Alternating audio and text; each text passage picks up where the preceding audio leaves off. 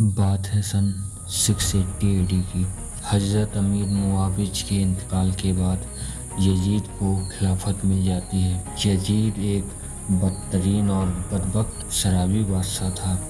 Yazid ने इमाम हुसैन को एक पत्र लिखा कि वो यजीद की हुकूमत को एक्सेप्ट करे, लेकिन इमाम ने ऐसा करने से मना कर दिया क्योंकि वो जानते थे कि यजीद एक जालिम और शराबी अय्याश बादशाह था। इमाम हुसैन मदीना छोड़कर मक्का शरीफ आ गए। वहाँ इमाम हुसैन को कूफियों के लेटर्स आने लगे कि आप वापस कूफा आ जाइए, हम आप ही की बैत करेंगे, हमें यजीद की बैत हरगिज कबूल नहीं है। यजीद का जुल्म सितम बढ़ता ही जा रहा था। इस बात की इन्वेस्टिगेशन के लिए हुसैन ने अपने भाई मुस्लिम बिन अकील को कूफा भेजा, तो वहाँ के लोगों ने उनका बहुत ही मान सम्मान किया और 18 से 19,000 कूफियों ने मुस्लिम बिन अकील की बैत भी कर ली।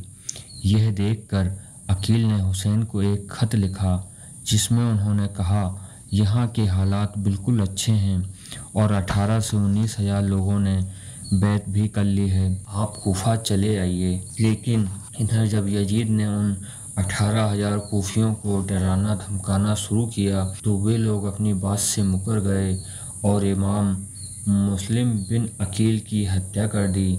कूफा के हालात पूरी तरह से बदल चुके थे।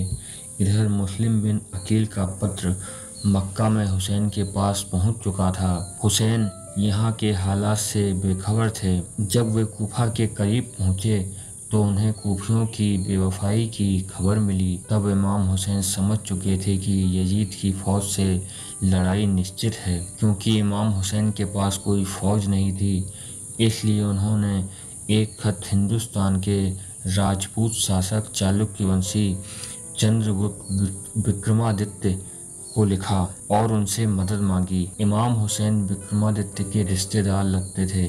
इमाम हुसैन की पत्नी शहर बानो, जो कि ईरान के एक बादशाह की पुत्री थी, उन्हीं शहर बानो की सगी बहन मेहर बानो, जिनका हिंदुस्तान में विवाह हुआ था चंद्रगुप्त विक्रमादित्य से, जिनका हिंदुस्तानी नाम चंद्रलेखा हो गया था। अपने इसी रिश्ते के भरोसे इमाम हुसैन ने खत लिखा और हिंदुस्तानी फौज के आने के बल पर कूफा की तरफ बढ़ गए। कूफा पहुंचने पर हुसैन को कूफियों ने घेर लिया और कूफा में दाखिल नहीं होने दिया। इमाम हुसैन भी अपना रास्ता बदलकर हिंदुस्तानी फौज के इंतजार में करबला के मैदान में आकर रुक गए। उधर जब यजीद को पता चला कि हुसैन ने मदद के लिए हिंदुस्तानी फौज को बुलाया है तो उसने फौरन अपनी फौज को करबला के मैदान में भेज दिया। इब्ने साद 22,000 का लश्कर लेकर हुसैन को करबला के मैदान में घेर लेता है। तब हुसैन इब्ने साद से कहते हैं, या तो मुझे यजीद के पास ले चलो या मुझे वापस मक्का जाने दो। इब्ने साद उनकी किसी भी बात मानने से इनकार कर देता है और उन्हें अपनी बैत करने के लिए कहता है। धीरे धीरे मुहर्रम का दिन नज़दीक आ गया। इसी दिन यजीदी फौज ने करबला में मौजूद वाटर सोर्सेस को बंद कर दिया। हुसैन के साथ टोटल 82 लोग मौजूद थे, जिनमें औरतें और बच्चे भी थे, जिनका प्यास से बुरा हाल हो रहा था। यजीदी फौज ने तय किया कि मुहर्रम की तारीख को हुसैन को कत्ल कर दिया जाएगा। चूँकि हुसैन को हिंदुस्तानी फौज का इंतजार था तो उन्होंने हजरत अब्बास को यजीदी फौज के पास भेजकर कहा कि मुझे अल्लाह की इबादत के लिए एक दिन का वक्त दिया जाए।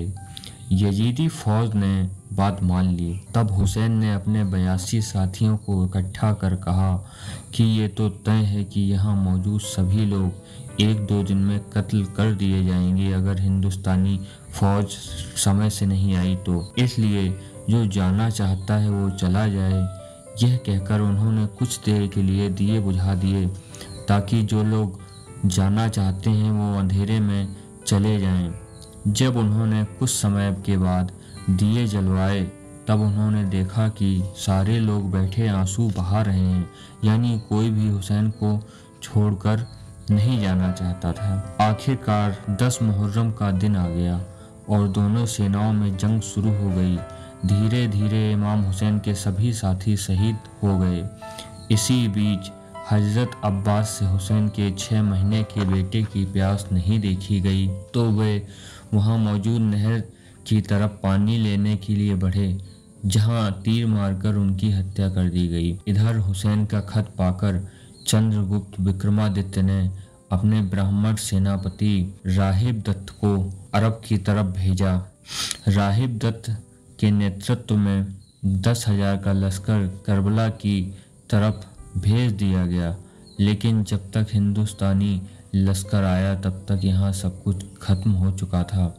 हुसैन करबला मैदान में जब नमाज के लिए बैठे तभी यजीदी फौज ने उनका सर कलम कर दिया।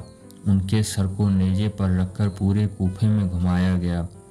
अगर उस दिन करबला की जंग में हिंदुस्तानी लश्कर समय रहते पहुंच गया होता तो करबला की तारीख कुछ और ही होती और आज शिया मुस्लिम को इमाम हुसैन का गम नहीं मनाना पड़ता। चूँकि यजीद एक सुन्नी मुस्लिम था, इसलिए सुन्नी मुस्लिम इमाम हुसैन से कोई मोहब्बत नहीं रखते, ना ही उनका गम मनाते हैं, उल्टे शिया मुस्लिमों का मजाक भी उड़ाते हैं। हिंदुस्तानी लश्कर को बहुत पछतावा हुआ। उनमें से कुछ ने आत्महत्या कर ली, कुछ पछतावे में वहीं रुक गए कि चंद्रगुप्त विक्रमादित्य को हिंदुस्तान जाकर क्या मुंह दिखाएंगे, जिनके वंशजों को हुसैनी ब्राह्मण कहा जाता है।